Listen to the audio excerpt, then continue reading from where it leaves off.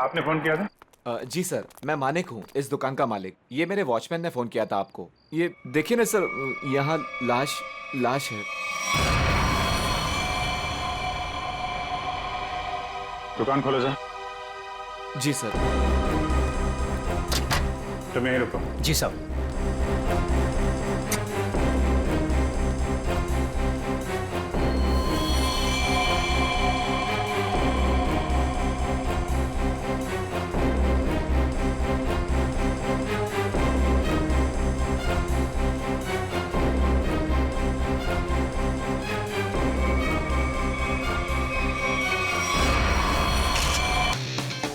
और ये सोफा साफ करो इसे। पता नहीं ठीक से करो मेरी makeup.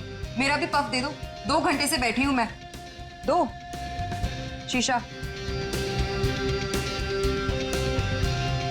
Sir, as per requirement सब चीजें रेडी हैं, बस वो ईशानी मैडम आ जाए। मैडम आ जाए, पता नहीं कब आएगी। जाओ जाकर देख कर आओ। अरे सर, जब वो आएंगे हमें पता चल जाएगा सर। पता नहीं कब आएगी, सबकी बैंड बजी पड़ी और महारानी पता नहीं कहाँ रह गई है।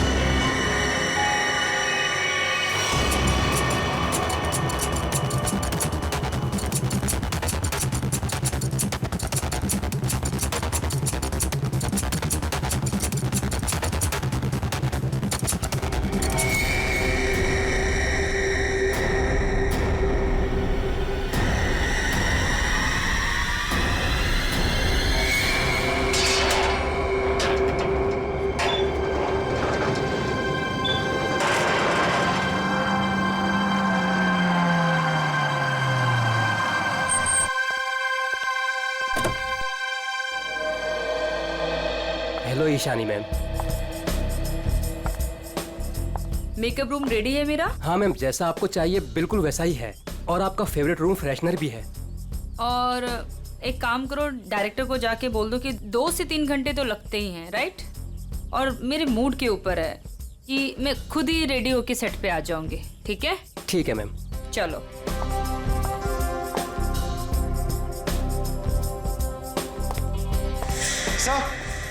सर, ईशानी मैडम आ गए हैं। आ गई। बीबू जी देख, महारानी के तैयार होते ही आज का पूरा शॉट उसको अच्छे से समझा देना। जी सर। ठीक है, मैं उसके नखरे नहीं झेल सकता। Yes sir. सर, अगर उसने मुझे थप्पड़ मार दिया तो खा लेना एक थप्पड़। स्पॉट सुन, ईशानी मैम का जूस और लो कैलोरी दही जल्दी से लाना, नहीं तो वो शूट कैंसिल कर देगी। सुनो, क्या मतलब है ये सब का? तुम लोग इधर उधर भाग रहे हो जैसे कि पता नहीं कोई शेरनी आ गई है। जाओ जल्दी से जाकर ईशानी को रेडी करवाओ। अब भी मैं डायरेक्शन टीम को बोल के आती हूँ।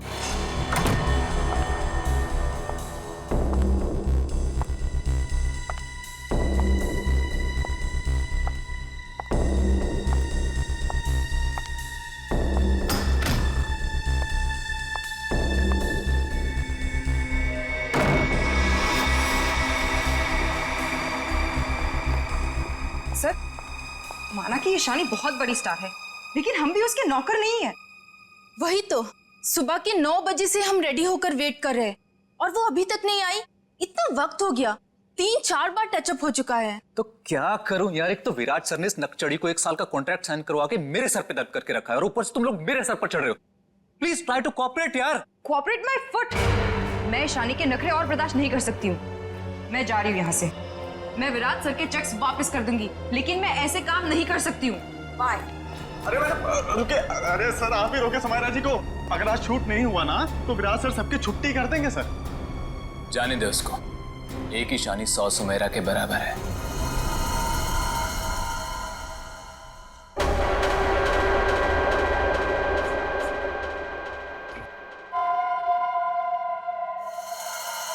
बीबू बहुत देर होगी, देखना कहां पर है, बुला उसको। सर वो सैंडल उतार के मारेगी मेरे मुंह पे। लिख के ले लो, वो वापस नहीं आने वाली है। ईशानी की नखरे ही एक दिन उसे ले डूबेंगे। अरे तू जा, उसको बुला के ले, जा जा। अरे जाना। जा रहा हूँ सर।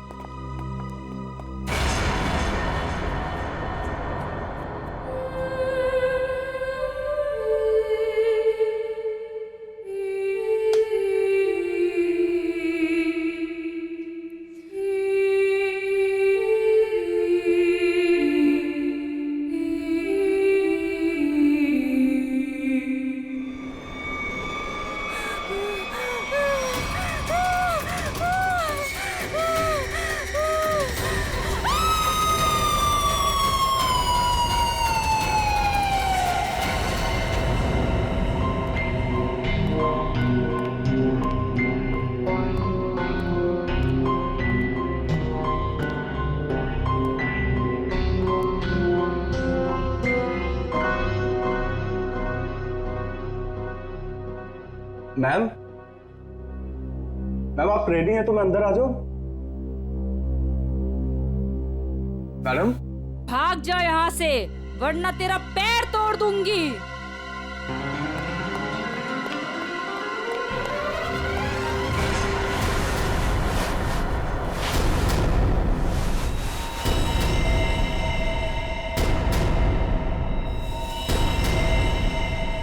नहीं, उसने कहा भाग जा, तो भागकर मेरे पास आ गया। अंदर जाने की हिम्मत नहीं की। उनके बिना बोले मैं अंदर कैसे जाता? आप नहीं जानते सर, गला दबा देती वो मेरा। 3 घंटे से वो तैयार हो रही है, यहाँ शूटिंग का टाइम निकला जा रहा है, तुझे अपने गले की पड़ी है। मैं देखता हूँ, चलकर चलो।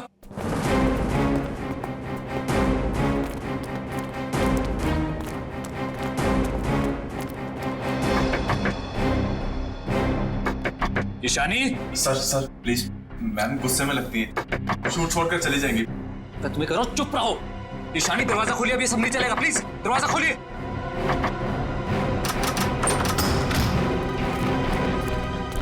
अरे मैम ये हेड क्यों पहनी आपने? ये तो ब्रीफिंग में है ही नहीं।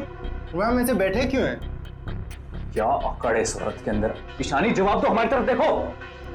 ईशानी, ईशानी।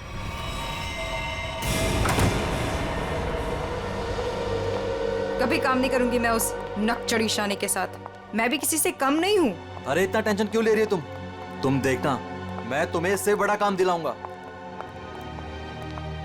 मैं अभी मम्मी को फोन करके बता देती हूँ कि आज मैं लेट आऊंगी।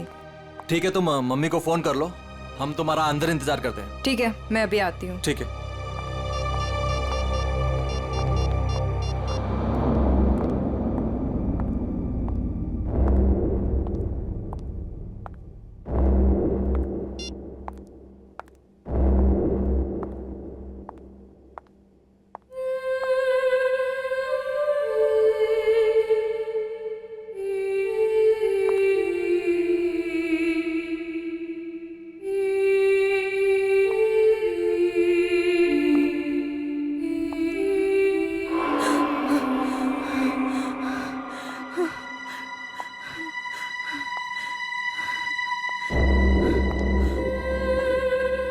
कौन है? सामने आओ। ये हैट, ये यहाँ कैसे?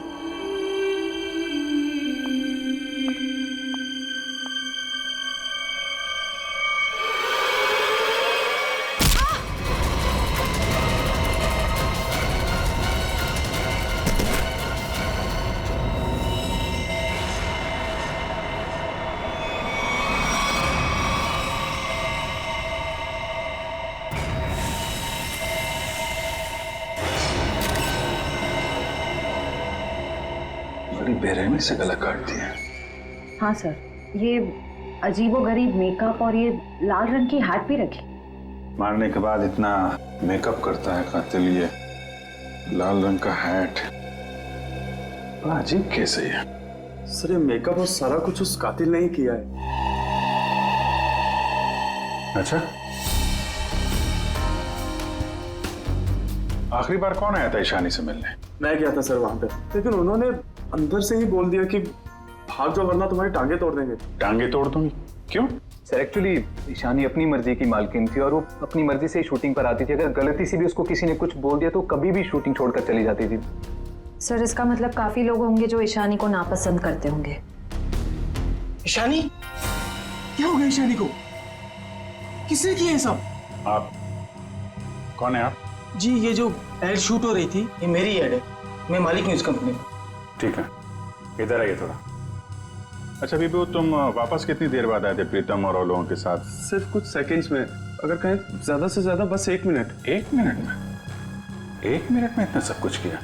सर सर 1 सेकंड, यहाँ पे एक फिंगरप्रिंट मिला है और बाकी सब कपड़े ठीक है, मगर बस ये तो देखिए सर, ऐसा लग रहा है किसी ने कैंची से काटा है सर।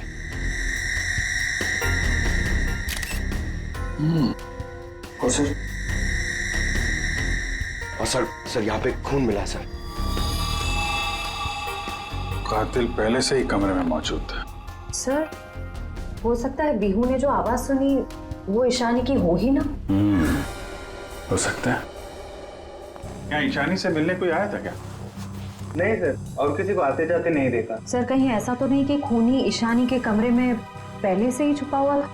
एक्चुअली यही हुआ है, आदमी पहले से छुपा हुआ था, फिर वो खून करता है बेरहमी से, फिर इतना सारा मेकअप लगाता है, चेयर पे बैठाता है और लाल रंग की हैट पहनाता है।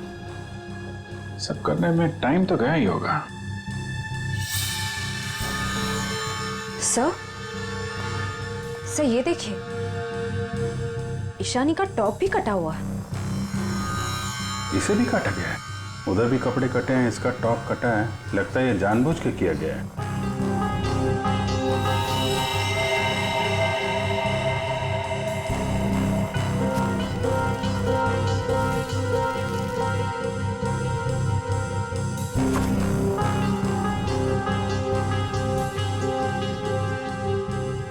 सर ये कॉटन सॉक्स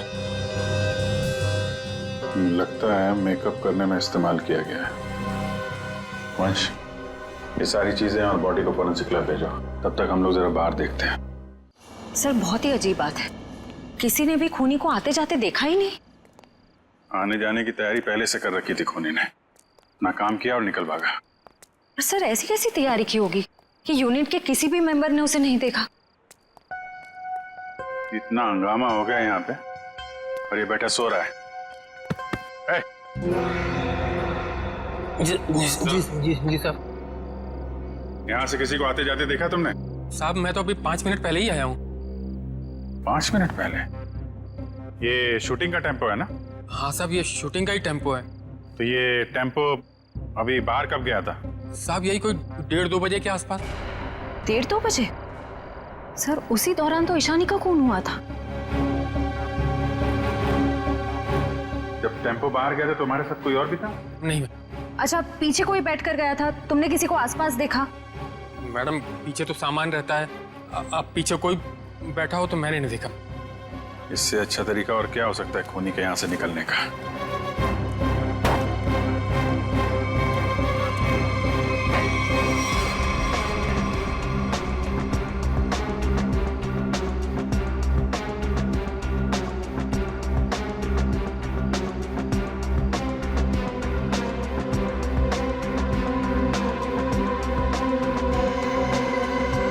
पीओपी का टुकड़ा ये यहाँ क्या कर रहा है? शूटिंग में तो कहीं भी धूल मिट्टी थी नहीं। ये मिट्टी का टुकड़ा कहाँ से आया? साहब इसमें तो प्रॉपर्टी का सामान रहता है। प्रॉपर्टी के सामान और उसमें पीओपी का टुकड़ा, मतलब कोई और था यहाँ पे।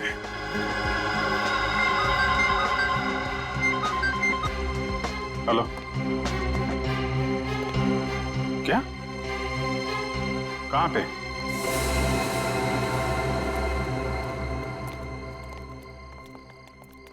आपने फोन किया था? जी सर, मैं मानिक हूँ, इस दुकान का मालिक। ये मेरे वॉचमैन ने फोन किया था आपको। ये देखिए ना सर, यहाँ लाश है। दुकान खोलो जा।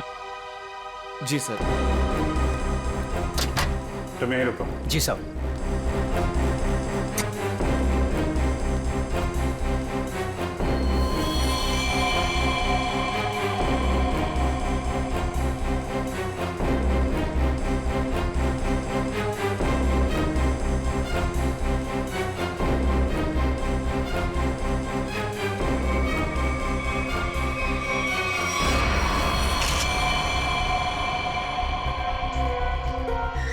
सर इसे भी बिल्कुल ईशानी की तरह मारा गया है। ये देखिए, किसी पतली धार वाली चीज से इसका गला काटा गया है।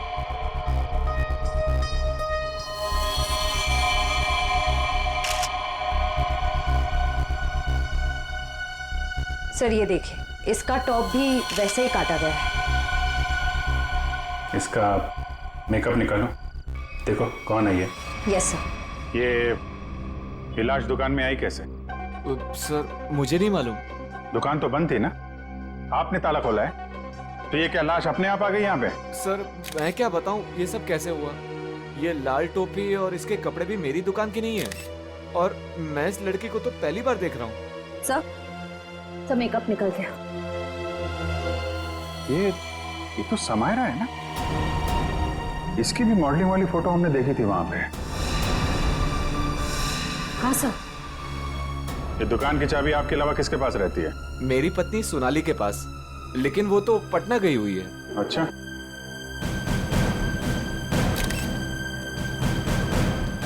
तुम्हारी ड्यूटी में एक आदमी यहाँ पे खून करता है, उसकी लाश को यहाँ दुकान में रख दिया, क्या कर रहे थे तुम? कुछ देखा नहीं तुमने? देखा ना साहब, पर वो खूनी है ये कैसे पता चलता? हा? कैसा था वो?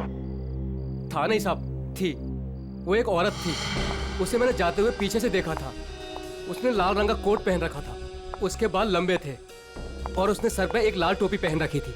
और हाँ साहब, उसने डस्टबिन में कुछ डाला था। मतलब सर खूनी एक औरत है?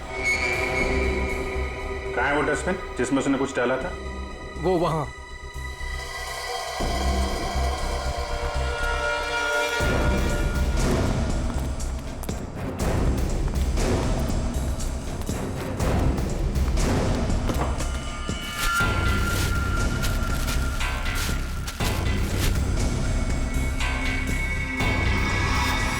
तो ये तो फिशिंग का सामान है, मछली पकड़ने का कांटा वाटा। सर ये टंगूस पे खून लगा है।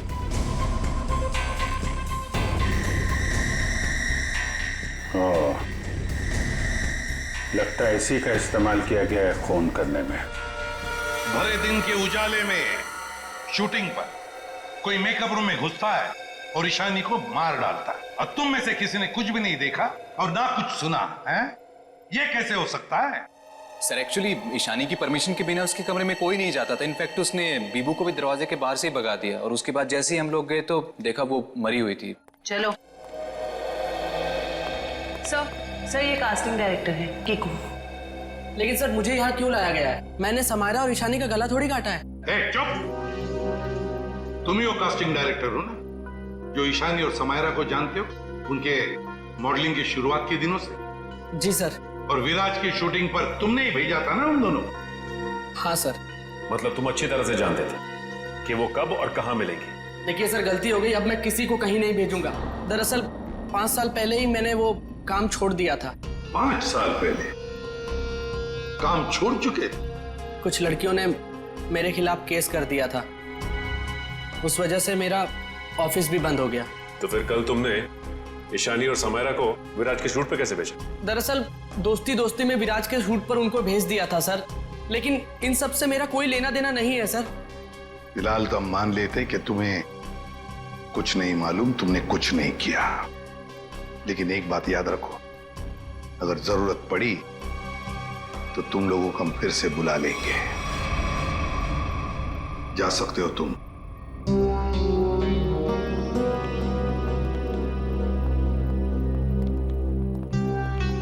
इन तीनों पे कड़ी नजर रखनी पड़ेगी।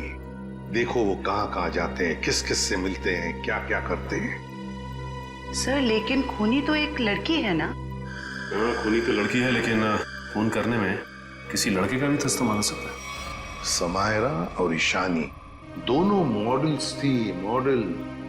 लाल टोपी, मारने के बाद सफेद रंग का अजीब मेकअप, मारने के लिए फिशिंग का सामान, और फिर उन दोनों खून में सब कुछ बिल्कुल एक जैसा। तो एक बात समझ में नहीं आई कि खूनी ने ये मछली पकड़ने का सामान क्यों इस्तेमाल किया खून करने के लिए? सर बहुत ही अजीब है ये खूनी। और एक ही दिन में 2-2 मॉडल्स को मार डाला इसने।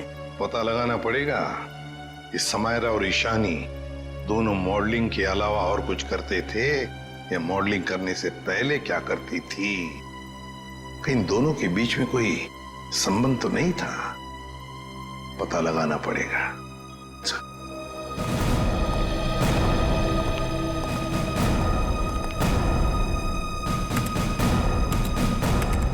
2009 में समायरा और ईशानी ब्यूटी रिबन नाम की मॉडलिंग एजेंसी में काम करते थे, जिसका मालिक ये किकू था। Kiku, casting director Kiku. इस किकू के बंद पड़े ऑफिस में जाना पड़ेगा, देखना होगा शायद इसके बाकी मॉडल्स की भी जान को खतरा हो। और ये भी हो सकता है कि हमें उस औरत के बारे में कोई सुराग मिल जाए।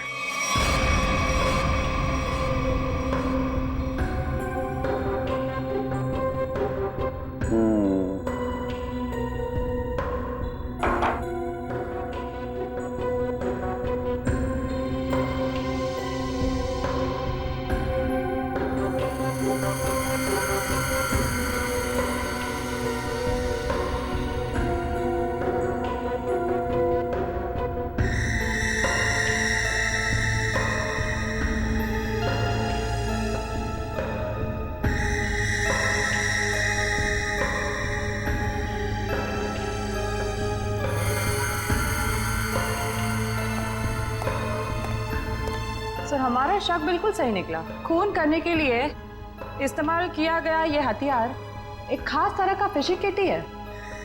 सर आप सुन रहे हैं मैं क्या कह रही हूँ? हाँ सुना तारिका, लेकिन मैं फिलहाल किसी और काम में हूँ। क्या? खूनी का कद नापने में। अरे वाह सांगे, खूनी के कद का पता लगा लिया तूने? हाँ बस 1 मिनट से नहीं, ये दोनों के गर्दन का ये घाव देखो बस। ये घाव का निशान ऊपर की तरफ बना हुआ है, ना तो सीधा है ना नीचे की तरफ। मतलब खूनी ने तार से इन्हें ऊपर की तरफ खींचा। इसका मतलब साफ है, खूनी की ऊंचाई इन दोनों से ज्यादा थी। मतलब सर वो खूनी औरत इन दोनों से लंबी है? बिल्कुल पंकज, और लगभग 5 फीट 7 इंच थी। ये मेरी ट्रिग्नोमेट्रिक कैलकुलेशन मुझे बताती है, इंक्लूडिंग वो जो सैंडल उसने पहने हुए थे उनके। एक बार हाथ में आ जाए ना तो ऊंचाई भी नाप लेंगे। 5 फुट 7 इंच की लड़की जिसके लंबे और सीधे बाल हैं। और सर या तो उसे फिशिंग करने का, मछली पकड़ने का शौक था, या तो फिर किसी खास मकसद से उसने ये सामान, ये फिशिंग किट का इस्तेमाल किया होगा। सांखे, लगता है इस मछली पकड़ने के तंगूर से, इस तार से इन दोनों के गले को काटा है। बिल्कुल बॉस। डॉक्टर साहब, जो प्लास्टर ऑफ पेरिस जैसी मिट्टी मिली थी हमें, उससे कुछ पता चला क्या? हाँ पता चला सचिन। बॉस वो सामान मूर्ति बनाने के काम में आता है। मूर्ति बनाने का? बॉस टेस्ट चल रहे हैं, बाकी का भी पता चल जाएगा। तो कब बताएगा सांखे? बताऊंगा थोड़ी देर में, लेकिन एक खास बात और बताना चाहता हूँ। वो क्या है? बॉस ये देखो, ये है वो तार जिससे खूनी ने इनका गला काटा। खूनी जब इनका गला काटने की कोशिश कर रहा था, इन लोगों ने अपने बचाव में हाथापाई की होगी। उसी झड़प के दौरान खूनी का पलक का एक बाल मुझे इस तार पर से मिला है। तो मतलब तू अब इस बाल का डीएनए टेस्ट करेगा, है ना? करना ही पड़ेगा। एक खूनी लड़की जिसका कद 5 फुट 7 इंच है, जिसके सीधे और लंबे बाल है, जिसे मछली पकड़ने का शौक है और शायद मूर्तियां बनाने का भी। बस इतना भी काफी है हमारे लिए, इस लड़की को ढूंढने के लिए। मछली पकड़ने का खास सामान लेके चलती है तो समंदर के किसी किनारे में कुछ तो पता चलेगा ही उसके बारे में। पर सर हमें सिर्फ उसकी ऊंचाई, उसके काले सीधे बाल और उस टोपी के बारे में पता है। सिर्फ इतनी इंफॉर्मेशन के बलबूते पर उस तक पहुंचना थोड़ा मुश्किल लगता है सर। कोशिश तो करनी पड़ेगी श्रेया, अपने आप तो चल के आएगी नहीं हमारे पास, है? हाँ वंश, इन्हें बता दिया ना हमें किस लड़की की तलाश है? जी सर। हाँ तो क्या जानते हैं उस लड़की के बारे में आप? साहब आप लोग ऐसी औरत के बारे में जानना चाहते हैं ना जो मछली पकड़ने के लिए बोट का इस्तेमाल करती है? बिल्कुल। ऐसी तो बहुत औरतें आती है हमारे यहाँ पर, देखिए, जिस लड़की की हमें तलाश है वो लंबी लड़की है, 5 फुट 7 इंच की होगी, लंबे बाल हैं, सीधे बाल हैं। और उसकी उम्र तकरीबन 25 से 30 साल के बीच में। लंबे बाल, 25 से 30 साल की उम्र, ऐसी 2-3 लड़की आती है हमारे यहाँ पर। हमें उनके नाम और पते चाहिए। आप जब वोट देते हैं तो नाम पते तो लिखते होंगे ना? जी साहब।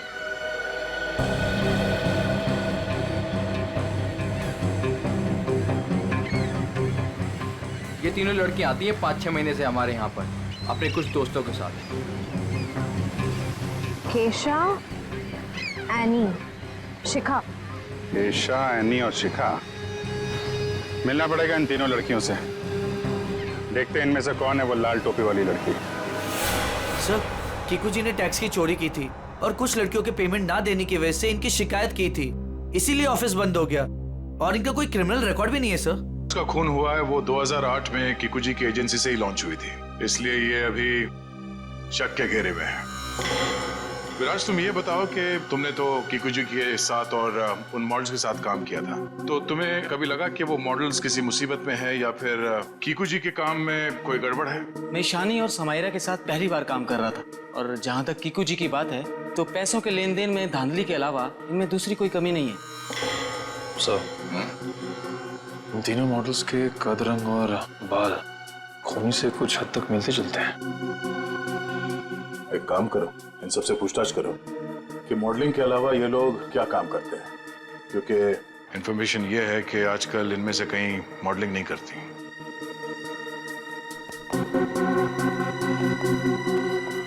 एनी, 2012 में आप मॉडलिंग छूट चुकी थी। हाँ। अब आप क्या करती हैं? अभी मैं एक फिशरी स्टोर चलाती हूँ। शिखा, राइट? जी। आप एक प्रिंट मॉडल है, ये तो हम जानते हैं। इसके अलावा क्या करती हैं? मैं कुछ भी नहीं करती। और आप क्या करती हैं केशा जी? मैं मूर्तियाँ बनाती हूँ। मूर्तिकार। ठीक है, थैंक यू।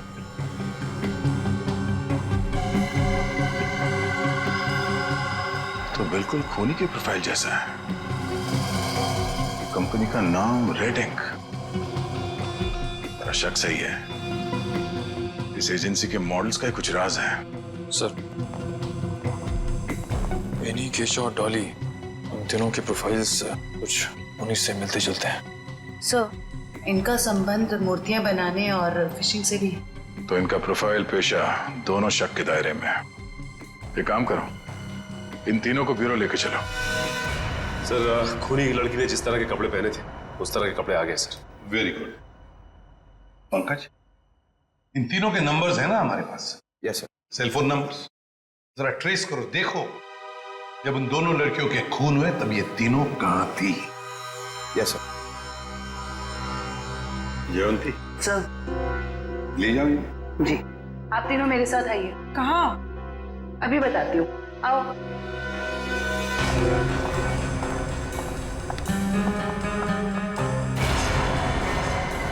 अरे साहब, ये तो वही कपड़े और टोपी है जो मैंने उस रात उस औरत को पहने हुए देखा था।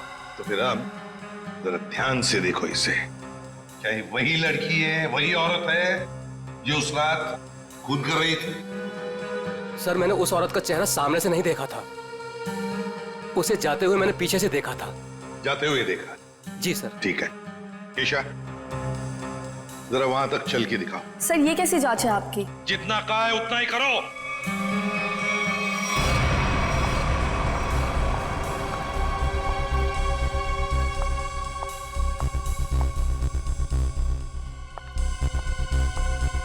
नहीं साहब। नहीं? नहीं। ठीक है। आप आइए मेरे साथ।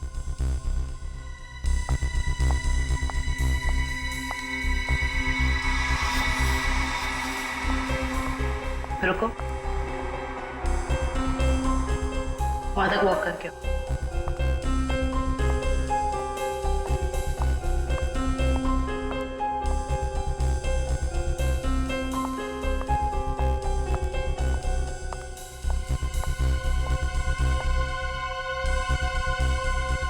ये भी नहीं है सर। आइए।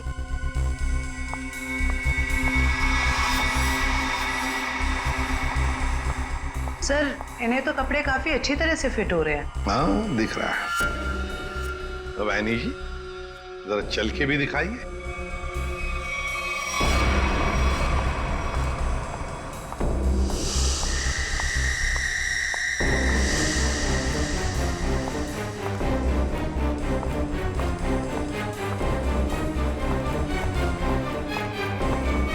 यही है सर, बिल्कुल यही है सर।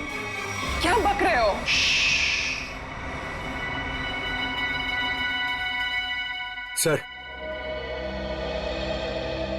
सर जिस वक्त समायरा का खून हुआ था, अन्नी का फोन उसी एरिया में था। सुना है नहीं? उसी इलाके में था तुम्हारा फोन जिस वक्त ईशानी और समायरा का खून हुआ था। तुम जा सकते हो। और मैं? आपको तो रुकना ही पड़ेगा। सर मैं क्यों नहीं जा सकती? वो इसलिए कि खूनी की चाल और तुम्हारी चाल बिल्कुल वही है। और तो और सबसे बड़ी बात कि तुम्हारा फोन उसी इलाके में मिला जहां पर इन दोनों लड़कियों का खून हुआ। सर इन सब का क्या मतलब है? I mean, दो लोग एक जैसे दिख सकते हैं ना? और फिर वॉचमैन ने ऐसा तो नहीं कहा कि मेरा चेहरा खूनी के चेहरे से मिलता है। लेकिन जिस वक्त खून हुआ उस वक्त तुम्हारे मोबाइल की लोकेशन भी वही की बता रही है, और ये सब कुछ इत्तेफाक तो नहीं हो सकता। सर उस वक्त सैकड़ों लोग उस एरिया में थे, तो क्या सब खूनी है? बस बस, बहुत बोल दिया। बताओ क्यों किया खून ईशानी और समायरा का? सर आप मुझ पे दो खून का आरोप लगा रहे हो। मैंने कुछ नहीं किया ऐसा। अभी तो सिर्फ आरोप लगाया है, सजा मिलनी तो अभी बाकी है। सजा? जी सजा, खून की सजा फांसी। सर मैंने कुछ नहीं किया ऐसा। मैं बताती हूँ सर। बताओ। पर मेरी एक शर्त है। ये लो, इनकी एक शर्त भी है। चलो बताओ क्या शर्त है? सर मुझे 50 लाख रुपए चाहिए। 50 लाख रुपये? हाँ। चलो दे दिए। अरे लेकिन तुम पैसों का क्या करोगी? तुम्हें तो सजा होने वाली है। आप वो सब छोड़िए, मैं आपको बता रही हूँ ना, मैंने कुछ नहीं किया। सर मैं तो सिर्फ उसे जानती हूँ जो खूनी को जानता है। और वो है शिखा। शिखा? तुम इतने यकीन के साथ कैसे कह सकती हो? आप लोग पता कर सकते हैं ना? हाँ वो तो हम पता करेंगे। सर मेरे पैसे? पैसे? कौन से पैसे? सर अभी आपने बताया आप देंगे। कब? नहीं सर, मैंने तो कुछ नहीं सुना। कब कहा? सर ये सरासर धोखा है। नहीं नहीं नहीं नहीं यानी जी, हम कभी धोखा नहीं करते। हाँ धोखा जरूर करते हैं जब कोई कानून के साथ खिलवाड़ करता है, तब कभी कभी सीआईडी वाले धोखा देते हैं। ले जाओ इसे। सीआईडी फिर से? अब क्या कर दिया मैंने? आपने क्या किया क्या नहीं ये तो हम पता लगा लेंगे, लेकिन आप एक नंबर के झूठे हैं ये पता चल चुका है। क्या मतलब है आपका? आपने कहा आप समायरा को नहीं जानते? 2009 में समायरा ने आपकी कंपनी रेडिंग के लिए मॉडलिंग की थी, सच है? रेडिंग? इसे कैसे ढूंढ लिया आपने? हमें पता चल चुका है। 2009 के रेडिंग के फोटोशूट कैंपेन में ईशानी और समायरा दोनों ने मॉडलिंग की थी, है ना? मैम ये कंपनी मेरे नाम पे तो थी, लेकिन मैं इस कंपनी का मामूली सा छोटा सा पार्टनर था। आप इस कंपनी के असली मालिक से क्यों नहीं पूछते? असली मालिक कौन है? चैताली। आप उससे क्यों नहीं पूछते? चैताली? केस में पहली बार ये नाम आया। कहाँ रहती है वो? ये नहीं हो सकता, ये नहीं हो सकता। अगर सीआईडी को सच का पता चल गया तो बहुत बुरा हाल होगा मेरा।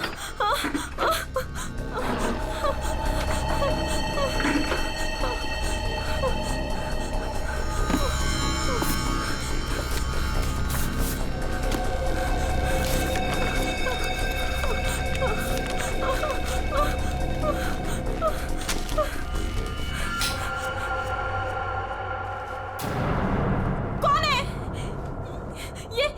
ये लाइट क्यों बंद कर दी? ये लाइट्स किसने ऑफ की?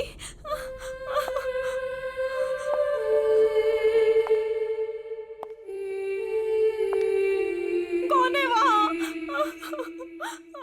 कौन है वहाँ?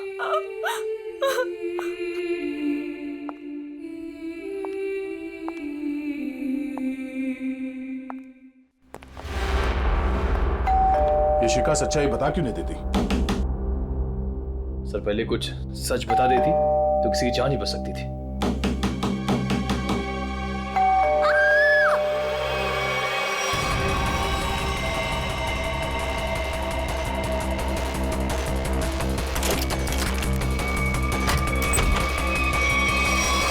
शिखा, शिखा, शिखा,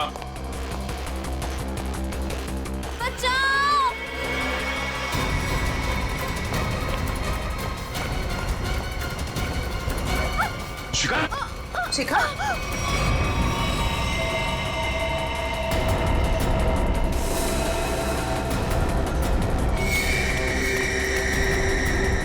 नस कटी नहीं है। इशिता जल्दी एम्बुलेंस को बुलाओ, जल्दी। भाग गई, कोई बात नहीं, बच के जाएगी कहाँ? सर को जलाने की कोशिश भी की गई है। Oh no. शिखा,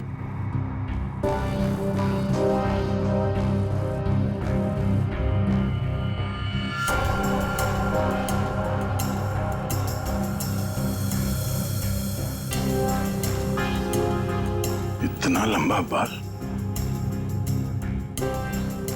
ये शिखा का तो नहीं हो सकता। ओह, तो भागते भागते बाल छोड़ गई।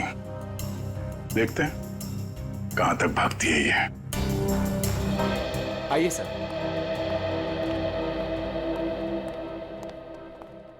सर मैं यहाँ तब से नहीं आया जब से मेरी और चैताली की हिस्सेदारी वाली कंपनी बंद हुई है।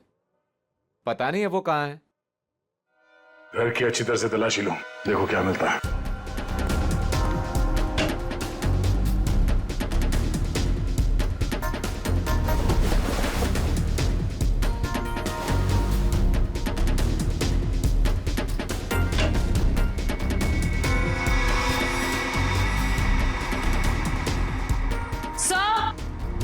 आ जाओ दी। सर ये देखिए,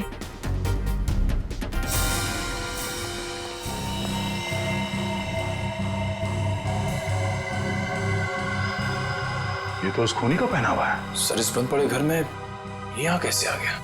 चलो निकालो उसे बाहर।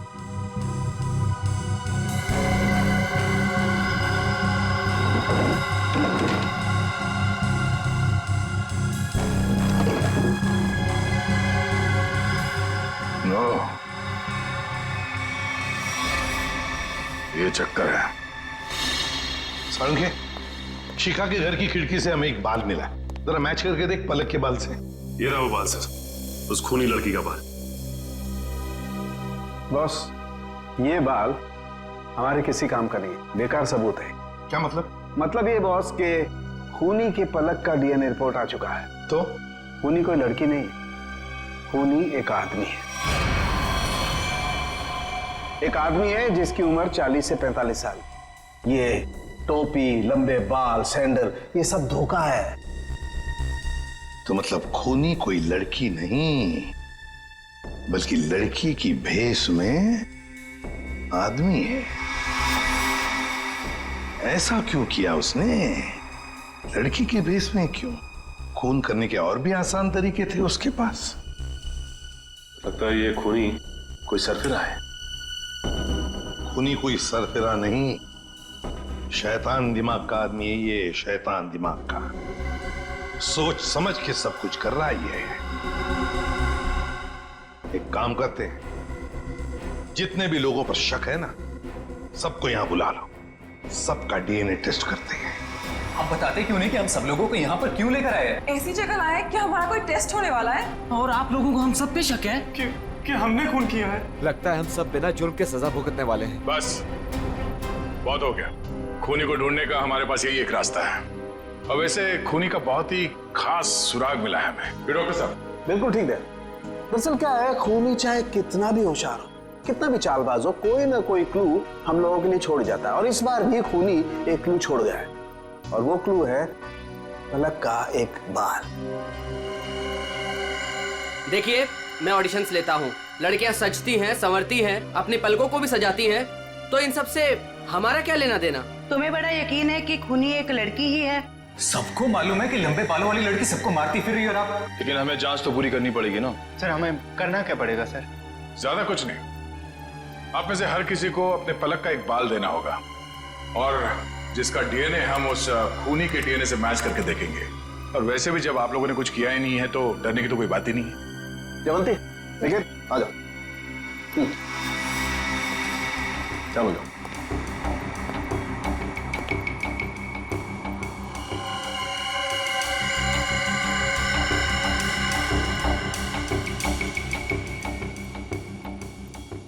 देखिए प्लीज, मेरी तबीयत ठीक नहीं लग रही, मुझे चक्कर आ रहे हैं, मुझसे ये सब नहीं होगा। अच्छा, तुम्हारी तबीयत भी अभी खराब होनी थी? सर आप इस जांच को बाद में भी कर सकते हैं। चलो प्रीतम, मैं तुम्हें हॉस्पिटल ले चलता हूँ, चलो। और चैताली किसी हॉस्पिटल में है क्या? निकल।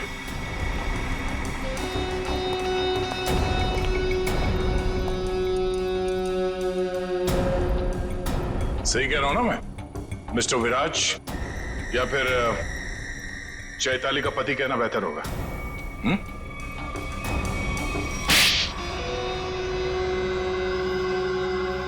चैताली कहाँ है बताओ? चैताली अब इस दुनिया में नहीं है, और जिनकी वजह से वो इस दुनिया में नहीं है, मैंने उन सबको, समायरा और ईशानी, उन दोनों को भी चैताली के पास पहुंचा दिया। और जिस लड़की शिखा को आपने बचाया है, मैं उसे भी नहीं छोड़ूंगा। तुम सीआईडी के सामने किसी को जान से मारने की धमकी दे रहे हो मिस्टर विराज? बड़ी हिम्मत है तुम्हारे। घर में हमें पता चल गया था कि सारे खून के पीछे तुम्हारा ही हाथ है, और अब डीएनए टेस्ट से प्रूव भी हो जाएगा, लेकिन हम तुम्हारे मुंह से सुनना चाहते हैं। मैं तो अपनी बीवी को इंसाफ दिलाना चाहता था, बस। शिखा, समायरा और ईशानी, ये तीनों मेरी बीवी की खुदकुशी की जिम्मेदार थी, पर ये बात मुझे 5 साल बाद पता चली। इतने सालों बाद तुम्हें कैसे पता चला कि ये तीनों तुम्हारी बीवी के मौत के जिम्मेदार है? ये 2009 की बात है।